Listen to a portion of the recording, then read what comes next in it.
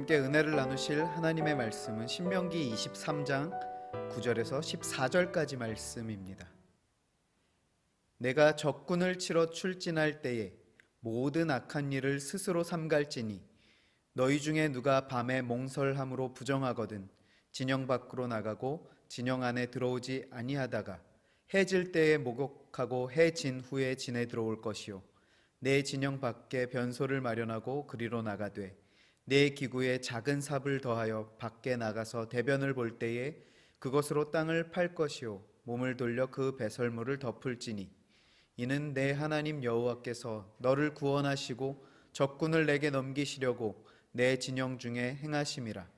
그러므로 내 진영을 거룩히 하라. 그리하면 내게서 불결한 것을 보시지 않으므로 너를 떠나지 아니하시리라. 아멘. 한 주간 건강히 잘 지내셨나요? 이민우 목사입니다.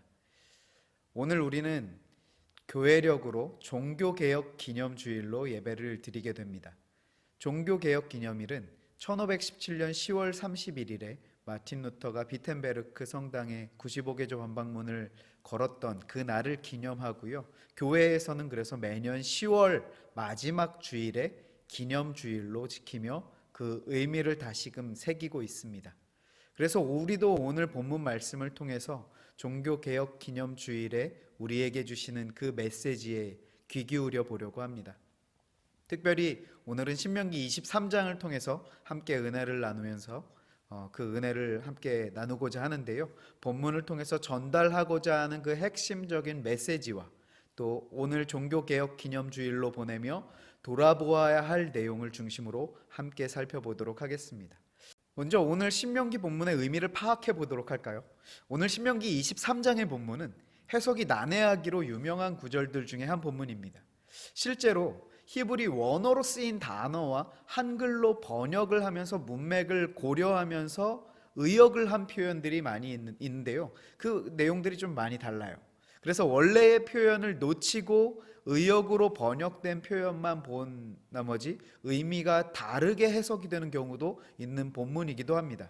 우리가 오늘 예배는 히브리 원문 강해 시간이 아니기 때문에 문법이나 시제나 용례들을 아주 자세히 다룰 수는 없지만 히브리 원문의 단어와 후에 왜 그렇게 의역을 했을까 하는 부분을 간략하게 생각해 보시면서 그것을 통해서 얻을 수 있는 메시지를 또 한번 찾아보도록 하겠습니다.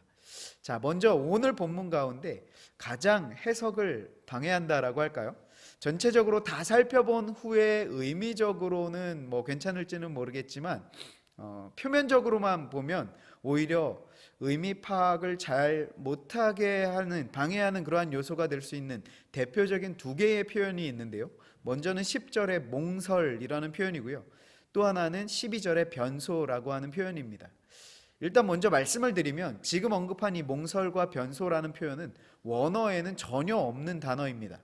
그런데 전후 문맥을 파악하다 보니 그 내용을 조금 더 잘 설명하기 위해서 후에 번역 과정에서 첨가된 단어들이다라고 보시면 될 것 같습니다. 오늘 본문의 배경이 되는 그러한 상황은요, 9절이고 그것에 대한 답변, 핵심 메시지는 14절이라고 보시면 되는데요. 먼저 9절을 보시면 내가 적군을 치러 출진할 때에 라고 하고 있습니다. 즉 오늘 본문은 전쟁에 참전하는 군사들의 요구되는 정결의식 혹은 거룩은 무엇인가 하는 것이 그 문제 제기이자 포인트이죠. 그리고 결론적 메시지이자 그 질문에 대한 본질적인 답변이 바로 14절인데요. 하나님께서 이와 같은 거룩을 요구하시는 이유가 뭐냐 하면 너를 구원하시고 적군을 내게 넘겨주시기 위해서 하나님께서 내 진영 중에 거하셔야 하기 때문에 진영 안을 거룩하게 하라는 것이죠. 자, 이제 이 배경, 오늘 본문의 배경이 이해가 가시나요? 이것은 하나님의 속성과도 연관이 있는 것인데요. 하나님의 속성 중에 거룩하심의 속성이 있습니다.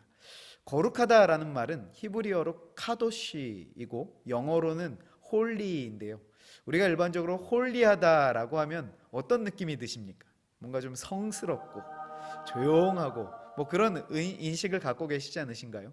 물론 그런 느낌이 틀리고 전혀 없는 것은 아니지만 거룩의 원래의 의미는 구별된다, 분리된다 라는 등의 의미가 있습니다. 특별히 하나님은 그 속성상 완전하게 구별되실 수밖에 없으신 것이 있는데, 그것은 죄와는 철저하게 구별되시는 분이시라는 것이죠. 그렇기 때문에 전쟁에 나가는 군대, 전쟁을 앞둔 이스라엘이 하나님의 도우심을 받으려면 하나님과 함께 해야 하는데, 하나님께서 그 이스라엘과 함께 하실 수 있는 조건이 있다면 그들이 진영 안의 악을 제거해야 하나님께서 그들과 함께 하실 수 있다라는 원리이죠. 우리가 일반적으로 쉽게 생각하면 빛과 어둠의 예를 생각하시면 될 것 같습니다. 빛을 하나님이라고 하고 죄악을 어둠이라고 한다면, 빛이 안에 자리 잡고 있으면 악은 사라질 수밖에 없죠. 이것은 반대의 경우에도 동일하게 성립이 되는 얘기입니다. 이스라엘이 그들의 죄를 진영 중에서 제하여 버리지 않으면, 즉 어둠이 진영의 중심에 자리 잡고 있으면 빛은 그 중심에서 절대로 공존할 수 없다는 사실입니다. 이것은 당시 전쟁을 앞둔 이스라엘에게만 해당하는 말씀이 아니라 오늘 우리에게도 해당하는 마찬가지의 말씀이고, 오히려 우리 시대에 더 중요하고 심각하게 생각해야 할 문제입니다. 왜냐하면요, 이스라엘 당시에는 진영 안에 중심에 성막이 있었고, 그 성막 안에 법궤가 있었습니다. 그리고 하나님께서 그 법궤에 임재하시며 그들과 함께 싸우셨죠. 그런데 신약 시대를 사는 요즘 우리는 어떻습니까? 요즘도 하나님은 교회 건물 안에만 계시나요? 본당 강대상에만 임재하십니까? 아니라는 것이죠. 예수님께서 승천하시면서 우리 각 사람의 마음에 성령 하나님을 보내주셨다라는 사실입니다. 물론 그 원리는 이스라엘 때나 오늘이나 똑같습니다. 하지만 조금 더 개별화 작업이 이루어진 것이죠. 이스라엘 당시에는 그 하나님의 임재를 위해서 온 이스라엘 백성들이 자신의 거룩을 지켜야만 했습니다. 그리고 각자 안에서 철저하게 그 악을 제거하고, 혹시라도 더럽혀진 부분이 있다면 정결의식을 철저하게 지키려고 했죠. 이스라엘 공동체, 나라를 위해서 그 소속된 국민 개개인이 철저한 거룩을 지키려고 했습니다. 이것은 오늘도 마찬가지여야 합니다. 단지 달라진 것은 공동체의 거룩을 위해 개개인의 거룩을 지킨 것이라면, 지금은 그것이 개인화되었다는 것인데요. 개인화되었다는 게 무슨 뜻이냐면, 이제 하나님께서 우리 각자 개개인의 심령 안에 거하신다라는 것입니다. 오늘 내가 하나님의 인도하심을 받기 위해서 나의 거룩을 지켜야 하는 이유는 내 안에 계신 하나님께서 나의 인생을 통치하셔야 하기 때문이다라는 것이죠. 우리가 거룩을 지켜야 하는 것은 하나님의 왕되심을 인정하는 것이고, 하나님께서 앉으셔야 하는 자리를 하나님께 내어드리는 것이기 때문입니다. 나의 자리를 하나님께 내어드린다는 개념이 아닙니다. 마땅히 하나님께서 앉으셔야 하는 자리를 내가 사실은 훔치고 내가 거기 앉아있던 거였어요. 그것을 다시 하나님께 돌려드리는 것입니다. 바로 이게 회개인 것이죠. 나의 자리를 하나님께 내어드린다고 생각을 하면요, 이것은 나의 공로이고 나의 의를 드러내는 일밖에 되지 않습니다. 그런데 하나님께서 마땅히 앉으셔야 하는 자리를 뻔뻔하게 내가 차지하고 있었고, 나의 것인 양 착각하고 앉아있던 것을 깨닫고 뉘우치고 하나님께 돌려드리는 것, 이럴 때는 나의 공로가 어디에 있겠습니까? 반역을 일으키고 도둑질을 한 게 나라는 걸 알고 인정하는데 거기에 나의 의를 내세울 게 있을까요? 바로 이것이 회개의 심령이고, 바로 이와 같이 나의 삶에서 하나님의 자리를 하나님께 돌려드리는 것이 우리가 날마다 해야 할 개혁의 핵심이다라는 것입니다. 그런데 오늘 본문을 잠시 보시면 어느 정도여야 하냐? 앞서 말씀드렸던 10절에 몽설이라고 번역을 한 부분을 우리 보실게요. 원래 히브리어 원어로는 카레, 먹는 카레가 아니고요, 카레라는 히브리어 단어가 쓰였는데, 이 단어는 우연하게 벌어진 일, 혹은 나아가서 무의식 중에 일어난 일 등으로 쓰입니다. 이것을 왜 몽설이라는 말이 조금 생소하시죠? 2차 성징이 이후에 남성에게 일어나는 생리적인 현상인데요. 우리가 조금 익숙한 말로는 몽정이라고 하죠.